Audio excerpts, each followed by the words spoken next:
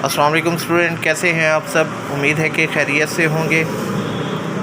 7C हमारी exercise है। Question number हम 9 से स्टार्ट कर रहे हैं। 9 क्वेश्चन देखें, 108 पेज। अब देखें, यहाँ पे कह रहा है कि कादिर ख़रीदता है eggs at the rate of 5 for RS3 के 5 अंडे ख़रीदता है कितने रुपए के? 3 रुपए के, यानी कि 3 रुपीज़ के अंदर 5 एग्स ख़रीदता है। तो देखें एक अंडा कितने का ख़रीदेगा। सबसे पहले तो हमने ये निकालना है। देखें प्राइस ऑफ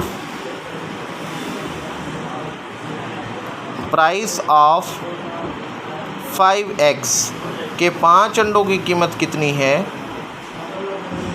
3 रुपीज़ है, RS3। प्राइस ऑफ 1 एग कितनी होगी? 3/5। आपको मैंने पहले भी समझाया हुआ है कि जब ज़्यादा चीज़ों की वैल्यू मालूम हो, हमने कम की करनी हो या एक चीज़ की वैल्यू मालूम करनी हो, हम डिवाइड करते हैं। और अगर एक चीज़ की वैल्यू मालूम हो, हमने ज़्यादा की वैल्यू मालूम करनी हो, तो हम मल्टीप्लाई करते हैं। यहाँ पे देखिए 5 एग्स की हमें वैल्यू मालूम है, हम 1 एग की वैल्यू मालूम करें तो हम क्या करेंगे? डिवाइड करेंगे। तो देखें 3 को हमने क्या करना है? अंदर रखना है, और 5 पे डिवाइड नहीं हो रहा तो पॉइंट लगा के 0। अब देखें 5 6 30, ये कंप्लीट डिवाइड हो गया है 1 स्टेप के बाद। पॉइंट ये 0.6 वैल्यू है, तो यहाँ पे मैं 0 डाल देता हूँ। 60 यानी कि 60 पैसाज एक अंडे की कीमत है। फिर देखें क्वेश्चन के अंदर आगे वो आपको क्या करे? एंड सेल देम 75 पैसाज ईच के एक अंडे को वो बेच रहा है कितने का बेच रहा है? 75, यानी कि सेल प्राइस ऑफ 1 एग कितनी है? 75 पैसाज। तो 0.75 पैसाज हो गई। ये 0.60 है, ये 0.75 है। अब ख़रीदा कितने का था? कॉस्ट प्राइस कितने की थी? 60 पैसाज, और बेचा कितने का है? 75 पैसाज का। यानी कि कम में ख़रीदा है और ज़्यादा में बेचा है। तो हमें क्या होगा?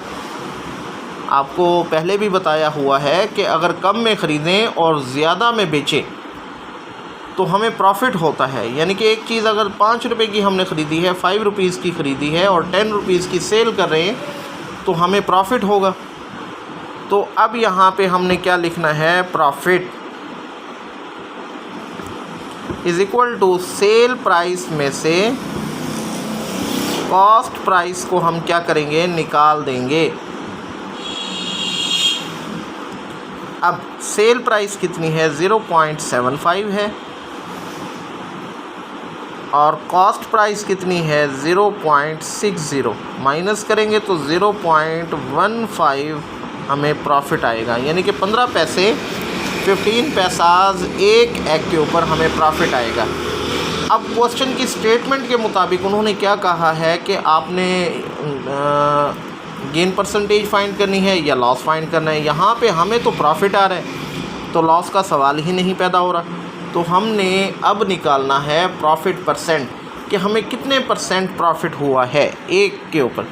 अब देखें यहाँ पे हम लिखेंगे प्रॉफिट परसेंट। प्रॉफिट परसेंट का फार्मूला क्या होता है? प्रॉफिट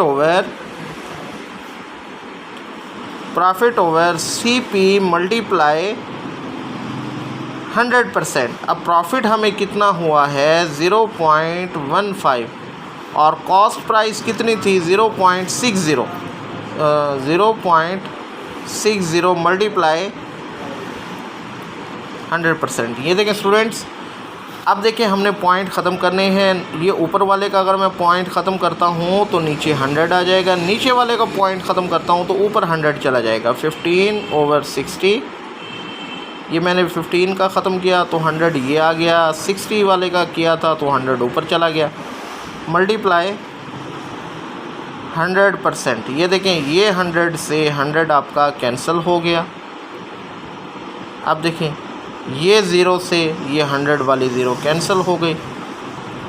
2 के टेबल पे 2 3 द 6, 2 5 द 10, ये मैंने कटिंग की है, क्रॉस कटिंग की है। अब देखें 3 और 15 में भी आपकी कटिंग होती है। 3 1 द 3, 3 5 द 15, 5 5 द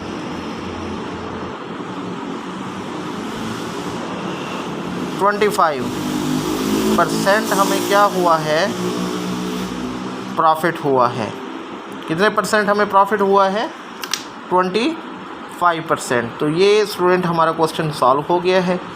आपने तमाम क्वेश्चंस के अंदर पहले नंबर पर तो क्वेश्चंस की स्टेटमेंट को समझना है कि क्वेश्चंस के अंदर आपसे पूछा क्या जा रहा है, प्रॉफिट पूछा जा रहा है या लॉस पूछा जा रहा है। जो पूछा जा रहा है उसी के मुताबिक आप वैल्यू को निकालेंगे। प्रॉफिट है तो प्रॉफिट को निकालेंगे, लॉस है तो लॉस को निकालेंगे। फिर आगे आपसे पूछा जाता है कि आपने उसकी परसेंटेज मालूम करनी है। अगर प्रॉफिट की परसेंटेज मालूम करनी हो तो प्रॉफिट ओवर सीपी रखना है। अगर लॉस की परसेंटेज मालूम करनी हो तो लॉस ओवर सीपी रखेंगे और मल्टीप्लाई दोनों को किससे करेंगे? 100% से। तो इस तरीके से ये हमारे क्वेश्चन सॉल्व हो जाएंगे। तो स्टूडेंट आपने एक तो समझना है तो अगेन एंड अगेन आपने वीडियोस को देखना है। दूसरा कि आपने चैनल को सब्सक्राइब भी करना है।